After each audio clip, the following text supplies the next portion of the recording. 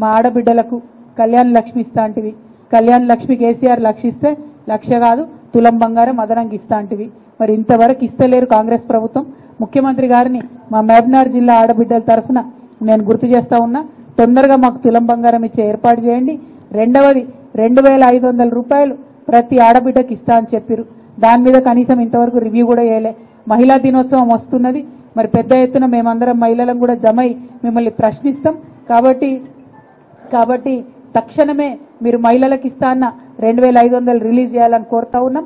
అట్లానే ఆడబిడ్డలకు 18 ఏళ్లు దాటినటువంటి వారందరికీ కూడా చదువుకుంటున్న ఆడపిల్లలకు స్కూటీలు ఇస్తామని చెప్పింది. కానీ దాని మీద కూడా కనీసం ముఖ్యమంత్రి గారు రివ్యూ చేయలేదు. కాబట్టి అన్న చెప్పినట్టు స్కూటీలు కూడా తక్షణమే రిలీజ్ చేయాలని చెప్పి మేము కోరుతా ఉన్నాం. అన్నిటికన్నా దారుణం ఏంటంటే చదువుకునే పిల్లలు, గురుకులాల్లో చదువుకునే పిల్లలకు కూడా సరైనటువంటి భోజనం పెట్టలేనటువంటి పరిస్థితి ఈ ప్రభుత్వంలో కనిపిస్తున్నది. ఇప్పటికీ కూడా వైఖరి మార్చుకుంటలేరు. అన్యాయంగా ఇట్లా బిడ్డల్ని పొట్టన పెట్టుకుంటుంది కాంగ్రెస్ ప్రభుత్వం.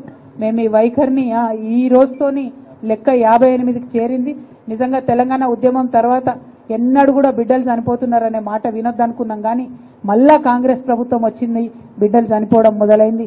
ఇది ఇమీడియట్ గా సవరించుకోవాల్సిందిగా ప్రభుత్వానికి మేము సూచన చేస్తా ఉన్నాం. ఒక బాధ్యత కలిగినటువంటి ప్రతిపక్షంగా తప్పకుండా మేమందరం సహకరిస్తాం.